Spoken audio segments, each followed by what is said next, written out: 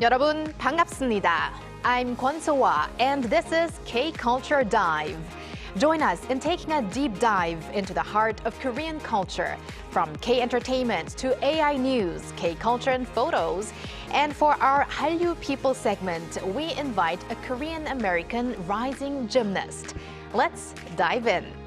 Joining me on today's show is my co-host Walter Lee. Hello, Walter. Hello, Soa, and hello to our viewers at home. Walter Lee here. I'm here today to co-host alongside Soa and bring you the latest in K-entertainment stories. Okay, let's kick off with those K-enter stories, Walter. And we're going to begin with MONSTA X, who made a return to a U.S. morning show, right? That's correct, Soa. So yes, MONSTA X made their return to Good Morning America, which is one of the biggest morning programs in the US, marking their first appearance on the show in 6 years. Now, during the Monday local time broadcast, the group performed Heal, the lead track from their third full-length English album called Unfold.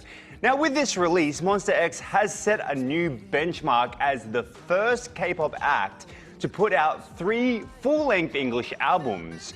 Now, their growing global influence has also drawn attention from major international media outlets. For example, Billboard highlighted the group's ongoing commitment to expanding into the global market, pointing to the success of their previous English albums on the Billboard 200 chart. Now, the group are currently connecting with fans worldwide through their 2026 MONSTA X World Tour, the X Nexus. Following the buzz generated by their Good Morning America performance, they are set to carry the momentum into the next stop in Jakarta, Indonesia, on April 18th. Okay, and next we're going to talk about one of my favorite duos. Me too. Angmyu, or Akdong Musician. Yes, indeed. I love this duo as well. But on Tuesday, Angmyu returned with their 4th full-length album titled Flowering, or in Korean, Gaehwa. Now, on this album, the sibling duo focused on naturally capturing their own stories and emotions throughout the record.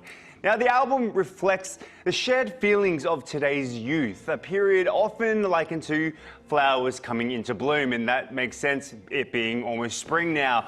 At its core, the project emphasizes telling Angmyu's story in an honest and organic way. Now, the release is especially meaningful as it is the first album since Angmyu left YG and launched their independent label called Center of Inspiration. Now, the album features 11 tracks, including the title song, which I dare you have to listen to, Joy, Sorrow, A Beautiful Heart, a soft yet emotionally resonant piece. Right, I have to say I love the name of the album, I love the music video, the title track. I just love that 감성, or the emotional tone of Angmyu. Yeah. And last but not least, Walter, we are going to go to the screen that is, a K-drama that's doing wonderful on the global stage. Yes, we did talk about this K-drama before, Soa, but yes, K-drama Climax is showing strong momentum on global charts. On Tuesday, the production team announced that after reaching #1 in Taiwan and holding the top spot in Indonesia for 3 consecutive weeks, the drama also broke into the top 5 during its first week across the Americas, Europe, Oceania, and also the Middle East. Now, the series follows prosecutor Bang Tae-sop as he plunges into a powerful cartel in his quest to rise to the top of South Korea, portraying the intense survival battles of those entangled around him. Now, according to Nielsen Korea, as of Monday, the drama recorded a 0.733% rating among viewers aged 20 to 49 in the Seoul metropolitan area, securing the #1 spot among Monday, Tuesday dramas. It has also held the #1 position in Korea on Disney Plus for 21 consecutive days. It looks like the climax is not over for Climax. Yes. And thank you very much, Walter, for those updates, and stick around. Will do. All right, let's now go over to our AI anchor Arang for more on the culture front. Arang. Thanks, Soa. Here's your AI guide to the latest cultural headlines from Korea. Let's begin with our top story. More than 30,000 people visited Gyeongbokgung Palace the day after BTS held a concert in Seoul's Gwanghwamun area last month. According to the Korea Heritage Service, over 33,000 domestic and international visitors entered the palace on Sunday, March 22nd. The agency said daily attendance had hovered around 20,000 prior to the concert, but surged to roughly 53,000 by March 29th. Korea Heritage Service Administrator Ha-min attributed the spike to growing global interest in traditional Korean culture following BTS's comeback performance in Gwanghwamun. The agency pledged continued efforts to develop Korea's royal heritage sites into world-class cultural destinations. The GTC Tridadigi Folk Festival will kick off on Thursday in Dangjin City, Chungcheongnam-do Province. The GTC Tug of War is a traditional folk game in which participants pull two massive ropes, each weighing around 20 tons, wishing for a good harvest and community well-being. It was inscribed on UNESCO's Intangible Cultural Heritage List in 2015. This year's program will include a range of events, such as live performances, a drone show, a K-pop festival, and a main tug-of-war event involving thousands of participants. Dangjin City aims to transform the festival into a global event. Foreign tourist traffic for cherry blossom travel in South Korea rose overall, with sharp gains seen in destinations beyond Seoul. According to travel platform Klook, cherry blossom-related traffic in March rose a whopping 360% in the Chungcheongdo provinces, 182% in the Gyeongsang-do provinces and Busan, 167% in Seoul and Gyeonggi-do province, and 125% on Jeju-do Island from the previous month. Notably, traffic surged for spring tours in Busan and Gyeongju, as well as in Amyeon-do and Daean, underscoring a growing influx of foreign visitors venturing beyond the capital. That's all from me. Turning now to a quick look at more K-culture stories making headlines today.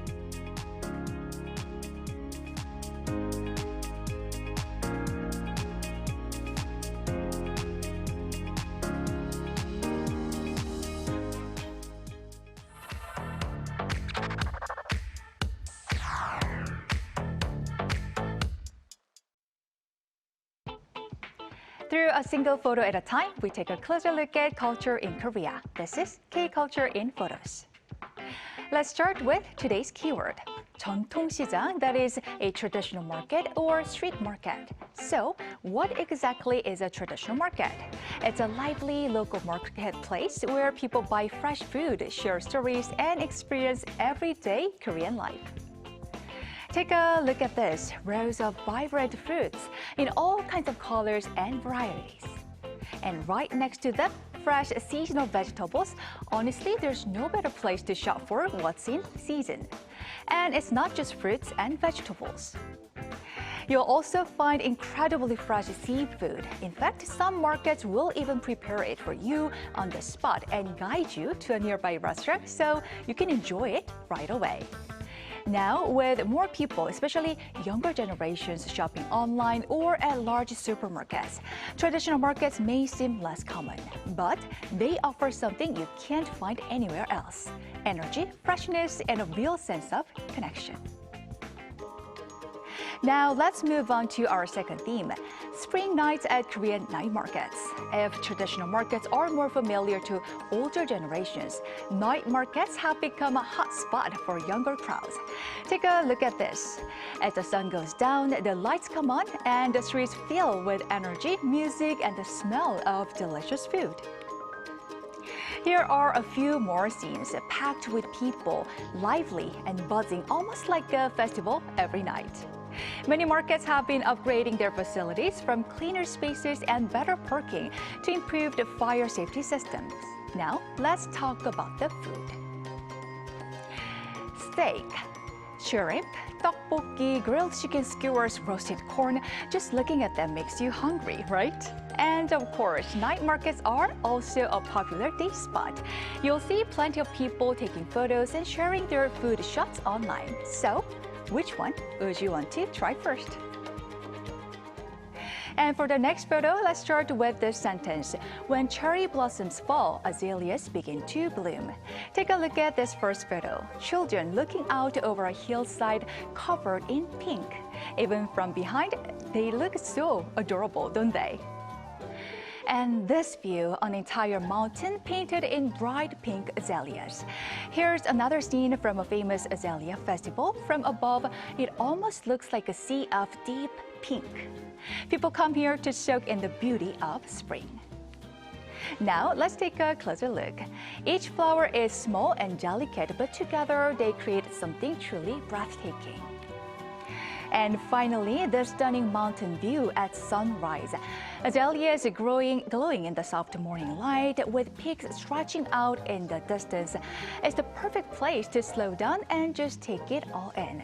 So, would you rather walk through a field of flowers or hike up a hill to see a view like this? And finally, our last theme, abandoned schools reborn through renovation. Take a look at this. A former elementary school, once left empty for years, has now been transformed into a cultural arts education center. Classrooms that once echoed with children's voices are now filled again, this time with creativity, music, and art. Here's another example. An old school gym has become a unique library where performances take place surrounded by walls of books. And this space, once a closed school, is now a playground where young children can run, explore, and grow. Even more inspiring, some of these spaces are now used as Korean language centers where children from multicultural backgrounds learn and connect. So what was once abandoned is now bringing people together again. Which transformation speaks to you the most? Across markets, nice streets, spring mountains, and renewed spaces, these moments reveal the vibrant, ever-evolving spirit of life in Korea.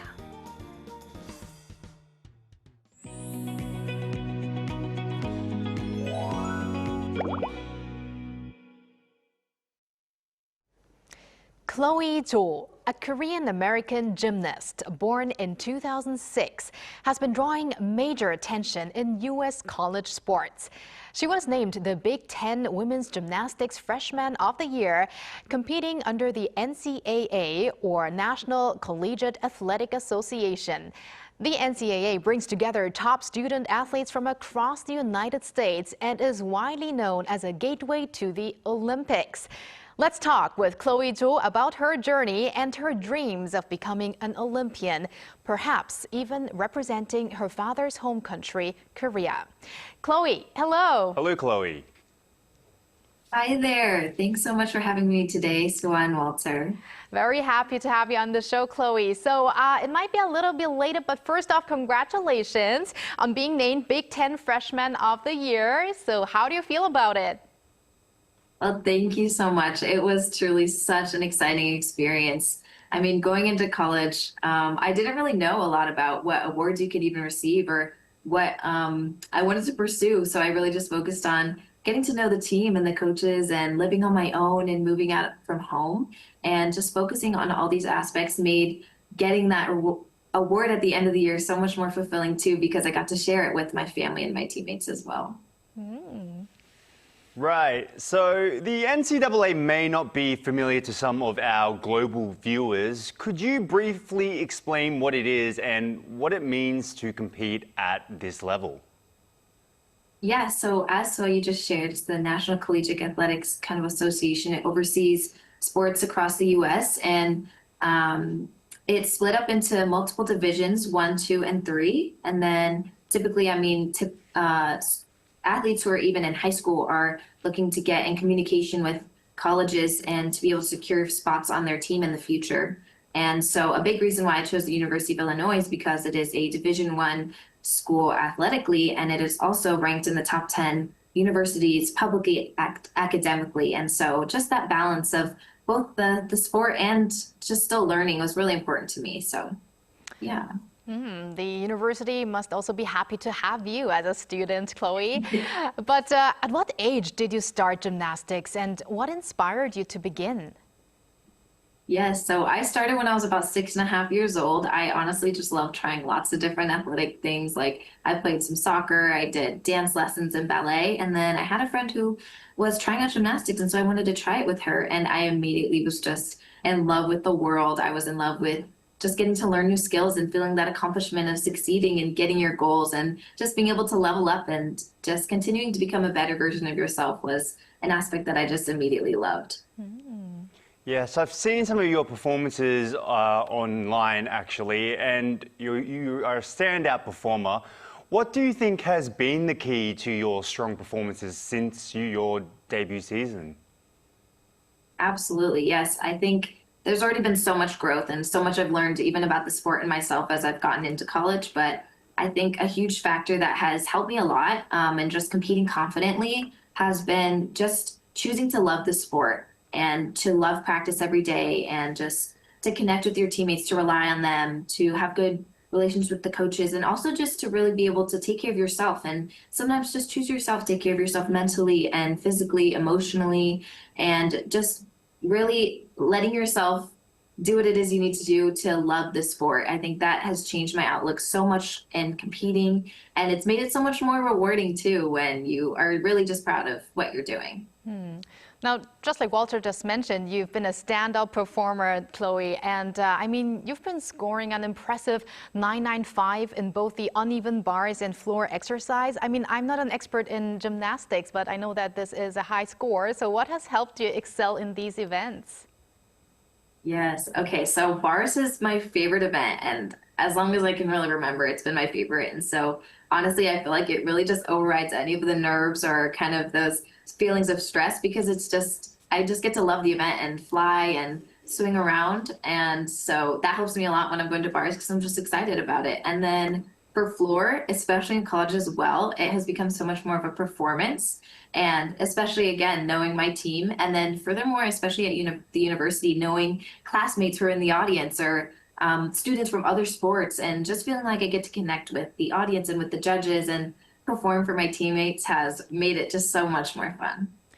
And I also have to mention, again, I'm not an expert, but when I see your landing and I see your facial expression, that's really one of the best parts that I love about your performance. Yeah, indeed. And Chloe, I kind of want to know a little bit more about you as a person. Now, as a second-generation Korean American, could you tell us about your personal connection to Korea? Yes, so I grew up in California. I've lived there my whole life, but the Korean culture just was kind of infused into my life through my father and his side of the family. Since I was really young, I would, visit my grandma all the time, my harmony, and I always loved to spend time with them. And I was spoken Korean a lot more when I was young, but unfortunately I didn't pick up on it as much when I got older because we didn't get to visit my harmony as much. But I have just always loved it. It's just always felt like a piece of home and a piece of me, even though I have not had the opportunity to visit Korea yet.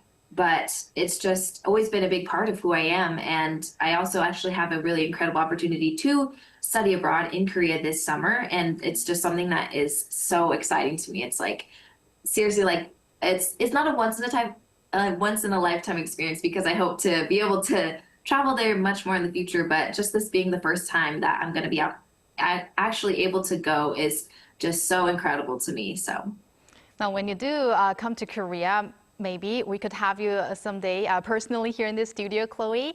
But I've read a lot of articles about you that suggest that you actually are also considering of representing Korea in memory of your father. So could you maybe share your thoughts on that as well? Absolutely, yes. So I kind of started, or I've always wanted to study abroad. And when I thought of it and, of course, obviously being in college, I was thinking about it last year and I was like, this is the time to do it because, it's an incredible opportunity and there's so many resources at this university that I'm very grateful for. But it was really easy for me to think South Korea is where I want to go. And of course, that's where my dad was born. And I've just always wanted to learn more about the country and the culture and be able to experience it for myself. And so when I started thinking of studying abroad, summer was kind of the only time period that I would be able to do it just with the athletic season and things like that. And so then I started thinking about if I could train in Korea while I was studying abroad because I might be there for 4 to 6 weeks. And so it's a kind of more extended period of time. And especially with the sport of gymnastics, it's a year-round sport. You can't really take too much time off. So I was thinking of training there, and that kind of led me to this idea of, I wonder if I could not only train there, but even possibly be able to compete for Korea. And it just filled me with so much purpose and just passion for the sport, and so much furthermore just for my family and my heritage, and for this beautiful country that has already had such an impact on my life. And so, I mean, I'm really just in this dreaming stage of, I truly want to do whatever I can and however I can. And if I could compete for Korea, it would truly be one of the most incredible things in my life. It's a very inspirational story there. Thank you, Chloe. Like, we kind of get the idea that we're looking towards 2028. So could you possibly tell us maybe your dreams going forward and anything that you're really looking forward to coming up? Yes, I mean, the Olympics has always been a dream of mine, but I never really knew how that would play out. And just this idea of being able to compete for Korea, and then if I could represent Korea at the 2020 Olympics, I mean, seriously seems like the most perfect and right path that I've ever even felt before. And the 20 Olympics are also in LA, which is, I mean, my hometown. It's just crazy, and it would seriously feel like all the pieces would fit together there. But yeah, I mean, my biggest steps that I'm looking for is if I could start competing internationally and just see what the next steps are, honestly, is what I'm trying to figure out, but just dreaming as big as I can. And Chloe, do you actually maybe have a role model in gymnastics, maybe even among Korean athletes? Yes, I have always just really loved the art of getting to look up to other athletes and gymnasts who have been in my position, or just have new skills or routines that I kind of have found inspiration from. And specifically with Korea gymnast, Yeo Jung is just such an incredible person that I've looked up to. I mean, I saw one of her first vault videos, and I was just like, wow, like I want to be like her. And for me, vault has always, if I had to pick one event, vault would be maybe not my favorite event, but just seeing her do it so gracefully and powerfully was just so inspiring to me, as it has always kind of never, it wasn't really my strong suit, but being able to see someone execute it so well was really inspiring to me. I was thinking of Yeo Jung as well. And I mean, you're so young, but yet so inspirational. I find a lot of great energy coming from you, and I think that you have a very bright future ahead of you. Keeping that energy up, is there a personal motto that you stick by or that you would like to share with us?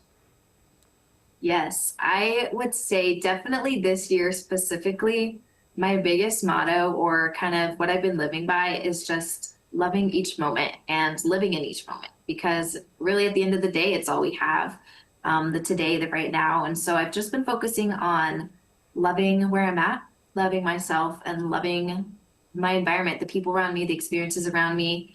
I feel like, especially, I mean, with being on a gymnastics team, you're really only with this team, with these people on it for 1 year, and then you don't know what the next year looks like, or you don't know what the next season looks like. And even looking at competitions, you know, all you can do is live in the moment and be proud of how you do, no matter what the results are. I think this year I've really just been focusing on being proud of all the work that I've put in, and knowing that no matter what, I'm showing up and putting my best effort in, and that is something to truly be proud of. And I really think that loving life and enjoying it is really the most important thing at the end of the day. So that's what's been really working for me. Wonderful, Chloe. Now, before we let you go, is there maybe someone you want to thank through this interview? And also, you did mention that you spoke more of Korean when you were little, but could you share a short greeting or message in Korean as well, maybe? Yes. Okay. So first, if I had to admit, it's hard to pick one person to thank, but I would definitely just say my family. I have always felt so supported by my family, no matter where I went, what it looked like, you know, moving halfway across the country for college, or even bringing up dreams of wanting to visit halfway across the world and just explore. And they have always just been my biggest supporters, but also believers, and just encouraging me that it really is okay to dream as big as you want and just experience life. And I'm just so grateful to be able to experience it with them as well. But Man, it's just so hard to pick one person. Also, just the people you meet in college and your roommates, they make such an impact on you, and the teammates and the bonds that you build. I truly feel like are going to last me a lifetime. So I'm just so grateful for all the people I've met here in Illinois as well. But I'm also just so looking forward to traveling to Korea and getting to meet so many more people as well. And even you guys here today, there's just so many incredible opportunities that have been presented to me with gymnastics and with being in college. And I'm just so grateful for you guys and just being able to share a little bit more about myself. But also, yes, I have been very much trying to learn some more of the basics, and I've been trying to teach myself just all the different characters in Korean. It's such a beautiful language, and it's created so beautifully, and so I've really enjoyed getting to learn more about it. And also, when I study abroad, there's some specific classes that are specifically for just kind of the beginner learning levels and things like that. So I'm excited for that. But yes, if I had to share a message, I would like to share this. 안녕하십니까? 저는 조지윤이라고 합니다. 많은 응원해 주셔요 감사합니다. Ah. That's all I can. Sorry, it was not very good. That was I'm beautiful. Thank you very much, Chloe. Thanks so much for connecting with us today. And we really hope that you fulfill your dreams. And we're going to be rooting for you here in Korea. You already have 2 fans here. I have to say, we're not just fans because of your athletic performance, but also as a person. We love your energy. Keep up the great work. And yeah, thank you again for sharing your thoughts today. Thank you so much, Chloe. Yes, I appreciate you guys' time so much. And thank you, Walter, as always. We're going to have you back here soon. I'll see you very soon.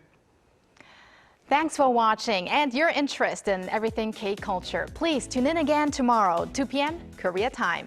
Keep diving.